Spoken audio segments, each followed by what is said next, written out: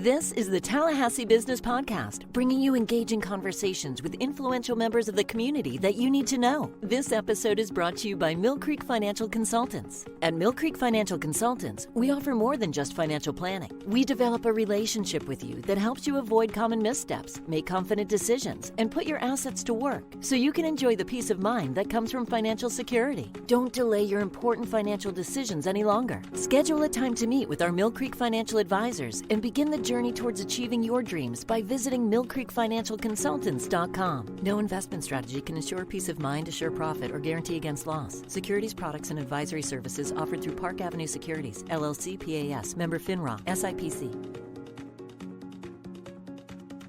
Well, hello, everybody. This is Sue Dick with the Greater Tallahassee Chamber of Commerce. Here today with Rob Clarke, who wears multiple hats. And in a moment, I'm going to ask Rob to really tell our listeners a little bit about himself before we get into the important work that he is doing as the Chamber's chair-elect, which also serves as the chairman of our Business Advocacy Committee. So, Rob, thanks so much for jumping on for this recording. Glad to be with you. So maybe a little bit, Rob, for those listeners that don't know you or know your family, maybe a little background on what you do professionally and what brought you to Tallahassee and why you love being within our community.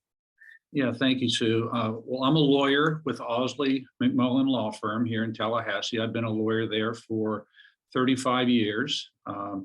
My family is originally from St. Petersburg. My dad's an Air Force pilot, and so I grew up as a military brat. Lived all over the world in Japan and Guam, California, and other places.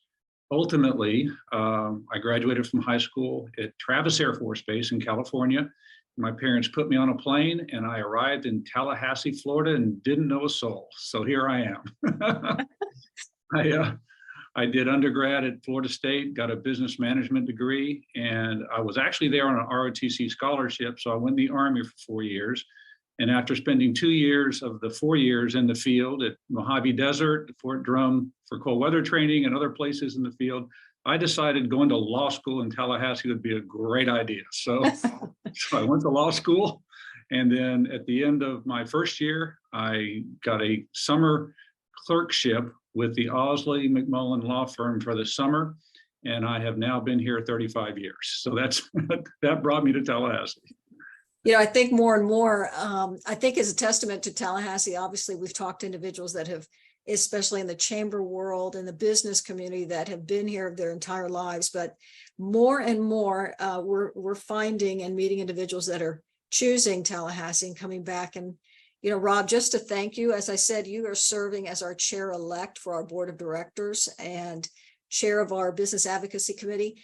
I think hopefully our listeners and our members know that as a chamber, we're really led by business leaders and volunteers who are working hard to advance the community. And I want to just say thank you. You've been putting a lot of time in, as well as Terry Ard, our current chairwoman. And I think let's just jump into business advocacy a little bit and why it's so important and some of the areas that you and the committee have been working on that really are making a difference in the community. So I'll push it to you to just let you frame this up a little bit since you've been working so hard on this.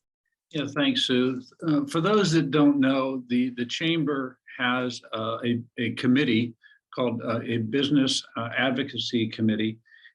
And I will say that it's comprised of roughly 25 community leaders and business leaders, just a great group of people who care deeply about the issues facing our community. I mean, we have meetings once a month, we get together, we talk about the issues that are important, and we use our monthly meetings to determine what action items we need to take to facilitate having a better community. We have actually guidelines that we use to establish what issues we want to address, and we can talk about that in a few minutes. But I just want to give a shout out, if you will, to our committee members.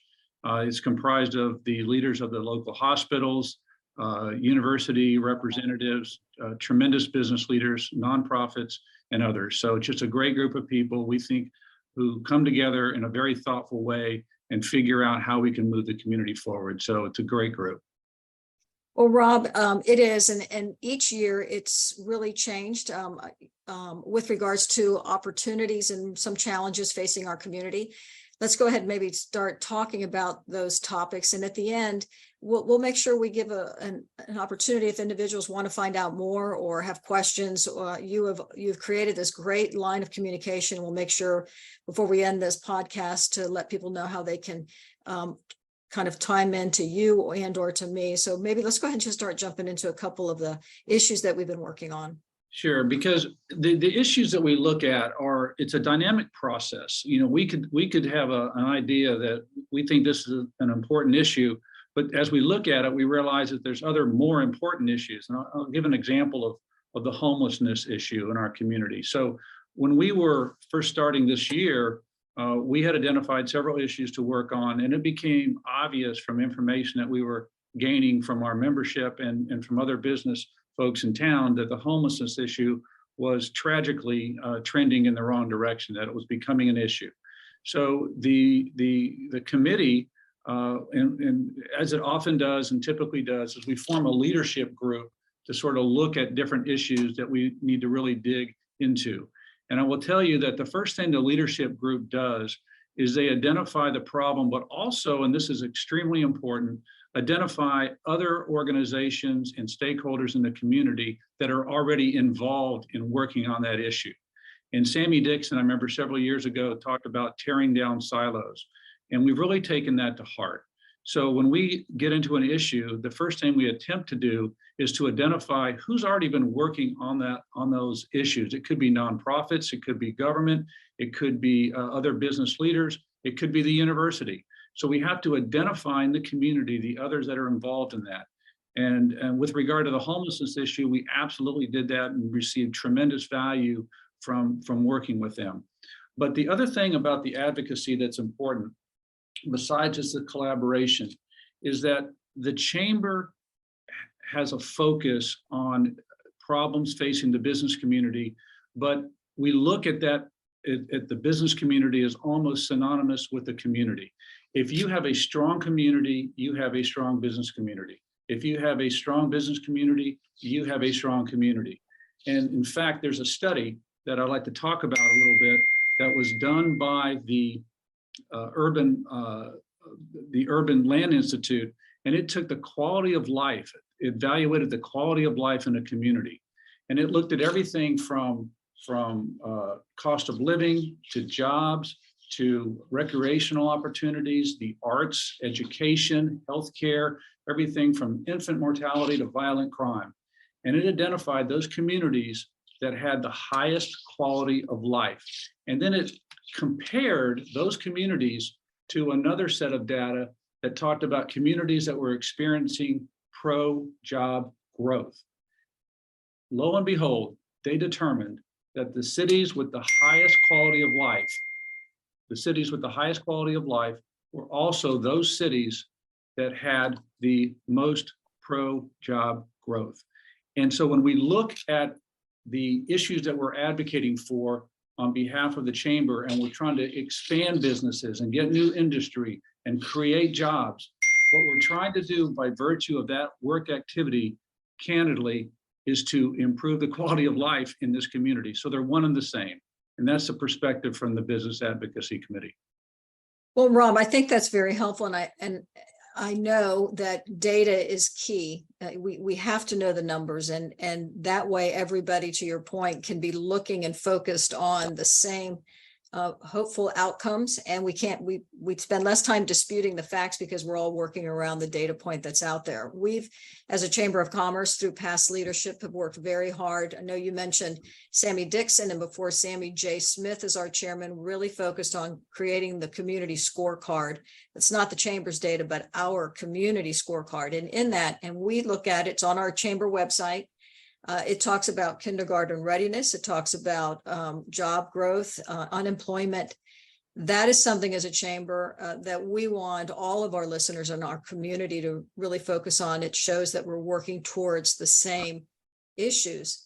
You touched on homelessness briefly. I want to just go back to that just for a moment, because we took multiple steps in that conversation. And critical issue that's taking place in our community. And recently, the county conducted a workshop for homelessness.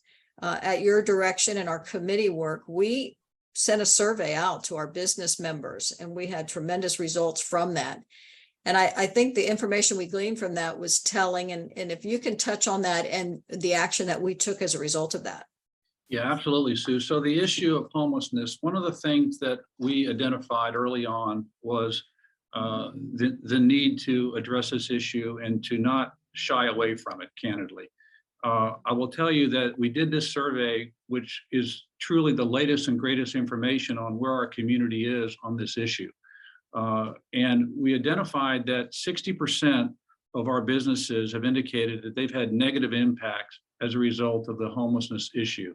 And these are not just business owners. These are employees, customers, and other people feeling that they've had issues involving feeling threatened or feeling having